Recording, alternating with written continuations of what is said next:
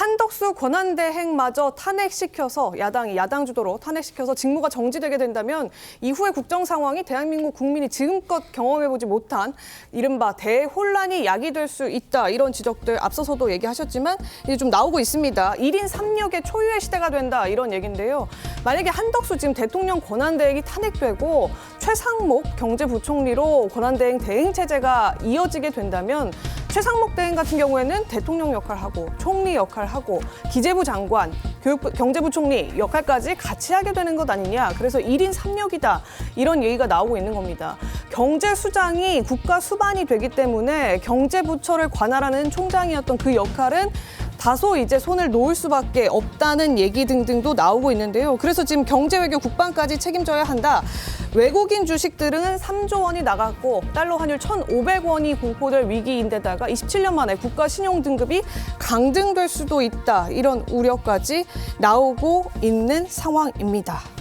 자, 그래서 지금 사실 최상목 경제부총리의 카드가 등장하고 있는 그런 상황인데 과연 최상목이라는 카드를 꺼내 든다 한들 민주당의 입장대로 최상목 경제부총리가 움직여 줄까는 퀘스천 마크가 붙습니다. 목소리 들어보겠습니다. 그날 밤 저는 계엄에 강하게 반대하면서 사퇴를 결심하였고 지금도 같은 생각입니다. 직에 연연하지 않고 어떤 상황에서도 우리 경제를 최대한 안정적으로 관리한다는 책임을 마무리하는 대로 직을 내려놓겠습니다.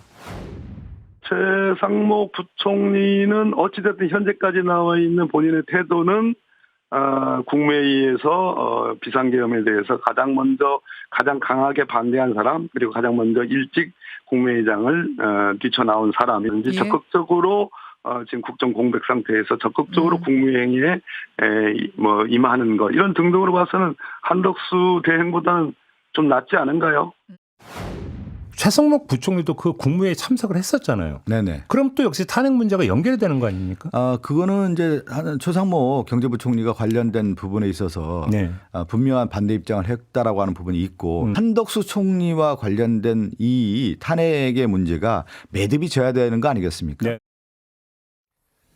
자, 마지막까지 계엄을 가장 강하게 반대했다. 그러니까 괜찮다. 뭐 이런 입장을 지금 민주당에서는 갖고 있는 것 같은데 설전 변호사께서 전망하시기에는 어떻습니까? 말 잘 들을 것 같습니까?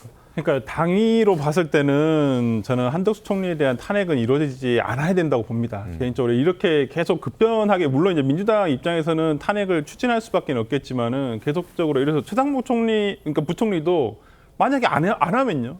똑같이 한덕수 총리와 똑같은 스탠스를 가져갔을 때는 그러면 그다음 계속 이어질 건가요? 그럼 국무회의가 아예 열릴 수가 없게 돼버리는데 그런 부분에서 저는 뭐 민주당에서 지금 탄핵을 조금 강하게 추진하는 부분은 정치적인 압박은 충분히 이해를 합니다만은 실제로는 그렇게 되지 않았어야 한다고 생각을 하고 뭐 아까 우리 김상희 평론가님 말씀처럼 뭐 한덕수 총리가 어떤 그 헌법재판관 임명이라든지 이런 부분에 대해서는 그래도 국정을 안정화시킨다는 어떤 기조 하에서는 뭐 그 임명을 할 생각이 있으시다면 꼭 오늘이 아니더라도 내일이나 아니면 차라리 저는 한덕수 총리가 정치권에 얘기를 해줬으면 좋겠어요.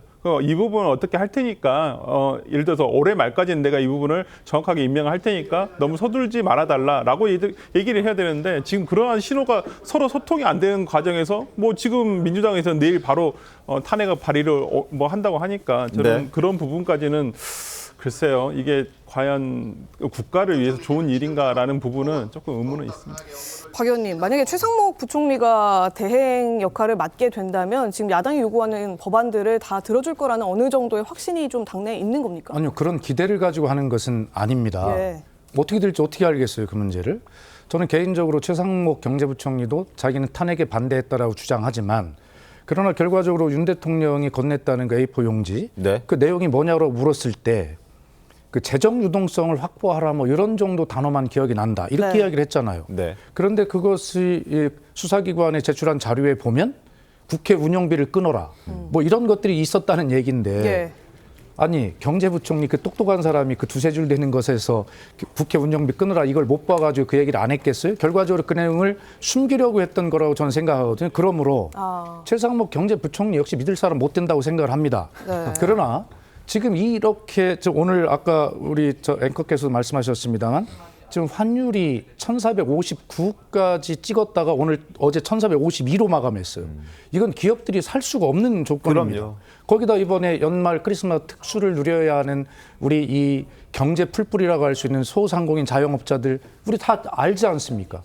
지금 오늘 발표된 거 보면 소비자 심리가 12.3%포인트 하락해서 88.4를 찍었는데 이것은 2020년 3월 이때는 코로나 때란 말이에요. 그때 이후에 최대 하락폭이라는 거 아니에요? 장사가 지금 안 되잖아요.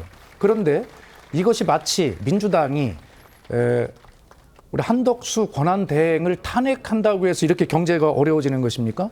한덕수 권한대행이 헌법과 법률에 따라서 정해진 절차를 안 하기 때문에 이 경제 불확실성이 훨씬 커지기 때문에 이런 상황이 나오는 것이죠. 이 어려움을 빨리 극복하는 길은 그런 어떤 불확실성을 빨리 제거하는 것이고 아까 설 변호사 말씀대로 적어도 한덕수 총리가 지금 윤석열 대통령 측과 여당의 눈치를 본다면 그래도 내막적으로 우리 민주당이나 야당에게는 그래 31일까지 시간 줘라. 그 대신에 이런 선택을 하겠다라고 하는 불확실성을 제거해 줘야 되잖아요. 그런데 그걸 안 하고 있고 아까 날 샜다는 표현으로 보이기 때문에 이 상황에서 그렇다고 해서 민주당이 국민의 분노는 저렇게 크고 한데 이것을 아무것도 안 하고 있다는 말이 안 되지 않습니까? 알겠습니다. 예.